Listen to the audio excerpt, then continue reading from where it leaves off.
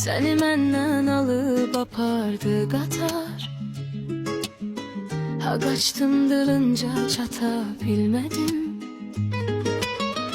Elimi uzattım arxanca sənin. Elimle elini tuta bilmədim.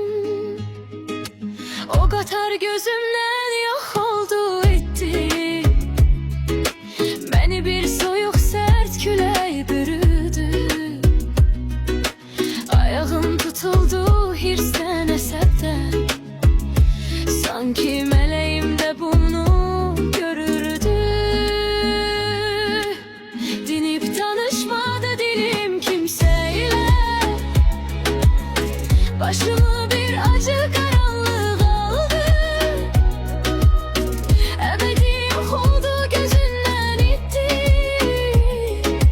Yalnız həsrət adlı xatirə qaldı.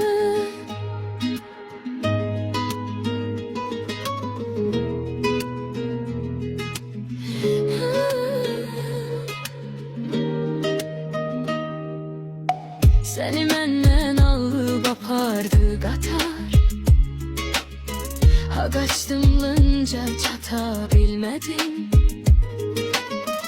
Elimi uzattım arxanca sənin. Elimle